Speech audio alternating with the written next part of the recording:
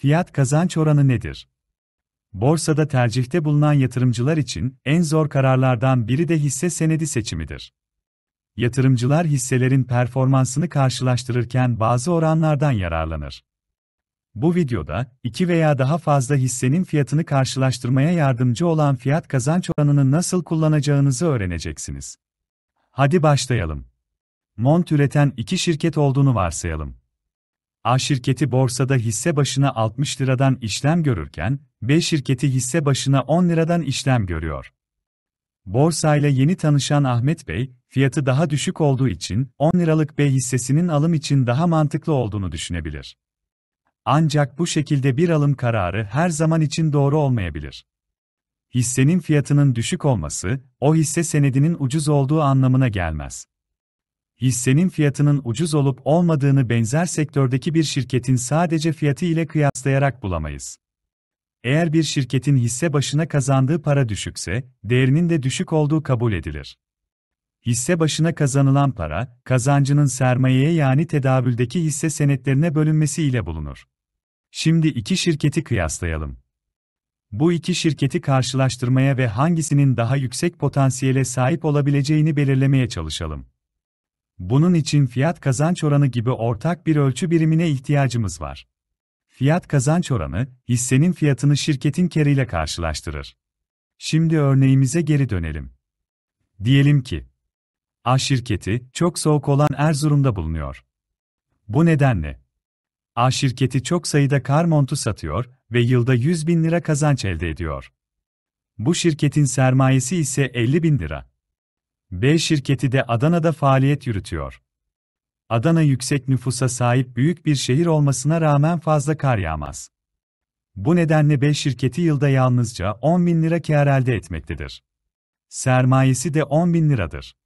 Şimdi her iki şirkete ait hissenin fiyatını, sermayesini ve kazancını biliyoruz. Artık şirketlerin kazançlarına göre her bir hisseye düşen kazancı hesaplayabiliriz. Bu hesaplama, hisse başına kazanç veya HBK olarak bilinir. A şirketinin 50 bin lira ödenmiş sermayesi ve 100 bin liralık kazancı olduğundan, her hisseye 2 liralık kar düşecektir. Hissenin fiyatı 60 lira ve 2 lira hisse başına kar olduğuna göre, A şirketinin fiyat kazanç oranı 30'dur. Bu oran hissenin, hisse başına kazancının 30 katıyla işlem gördüğü anlamına gelir. Şimdi de B şirketinin fiyat kazanç oranını hesaplayalım. Bu şirketin 10 bin lira ödenmiş sermayesi ve 10 bin lira kârı vardı. Bu da 1 lira hisse başına kar anlamına geliyor. B hissesinin fiyatı 10 liraydı ve 1 lira hisse başına kâr olduğuna göre B hissesinin fiyat kazanç oranı 10'dur. Bu durumda B şirketinin kazancının 10 katıyla işlem gördüğü anlamına gelir. Bu örnekte B şirketinin daha iyi bir değerleme oranına sahip olduğu sonucuna varılabilir. Fakat bunun sebebi B şirketinin 10 lira gibi daha düşük bir fiyattan işlem görmesinden dolayı değildir. Daha düşük bir fiyat kazanç oranına sahip olduğu içindir. Başka bir ifadeyle, fiyat kazanç oranı ne kadar düşükse, bir şirketin kazancının hisse başına kârı için o kadar az ödeme yapılıyor demektir. Fiyat kazanç oranı en yaygın değerleme ölçümlerinden birisidir. Fakat, bir hisse senedini değerlendirirken kullanılması gereken tek gösterge değildir. Örneğin bazı şirketler sınırlı büyüme potansiyeline sahip oldukları için düşük FK oranına sahip olabilir. B şirketi, fazla soğun olmadığı Adana'da yalnızca mont satıyorsa, o zaman büyüme olasılığı düşük kalacaktır. Ancak, eğer yatırımcı her iki şirketin de benzer oranlarda büyümesini bekliyorsa, fiyat kazanç oranına göre B şirketi daha avantajlı olabilecektir.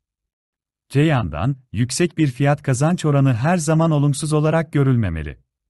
Örneğin, A şirketinin baharda da giyilebilen opsiyonlu bir kar montu geliştirdiğini düşünelim.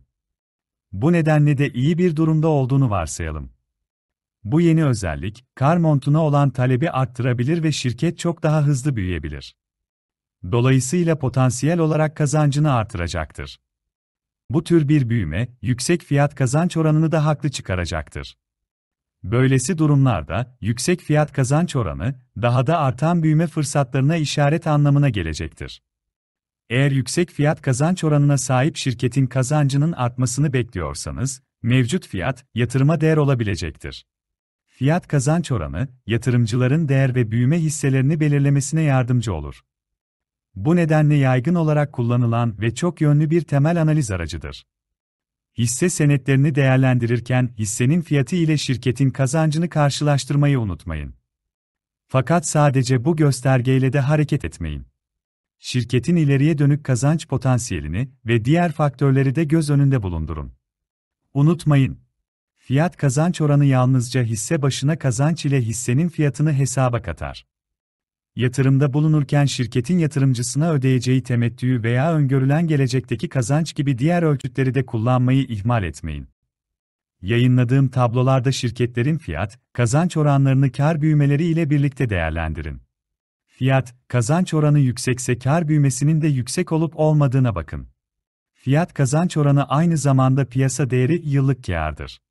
Şirketin FK oranının düşük olması piyasa değerinin kazancına göre değerlenmediğini gösterir. Bu durumda hisseye yönelik ilginin zayıf kalmasının nedenini araştırın. Te yandan fiyat kazanç oranını takip ederken kazancın ağırlıklı olarak nereden geldiğine bakmalısınız. İstenen kârın şirketin faaliyetlerinden gelmesidir. Yatırım faaliyeti kaleminden ya da vergi iadesi nedeniyle artan kazancın sürekliliği yoktur. Neticede fiyat kazanç oranının düşük olması tercih edilir. Eğer fiyat kazanç oranı yüksekse, yıllık ve 5 yıllık ortalama kâr büyümesi ile kıyaslanır. Şirketin büyüme hızının altında olması tercih edilir. Yatırım gurusu Peter Lynch da fiyat kazancı şöyle değerlendiriyor. Fiyat kazanç oranı 15 ise şirketin yılda aşağı yukarı %15'lik bir hızla büyümesi gerekir. FK oranı büyüme hızının altında ise hisse fiyatı gereğinden düşük demektir. Genellikle büyüme hızının yarısı değerde olan bir FK olumlu bir işarettir. Borsadaki dalgalanmalardan korunmak için bilgilenmeyi sürekli hale getirin. YouTube kanalında şirketlerin temel oranlarını anlatmaya devam edeceğim. Takipte olun.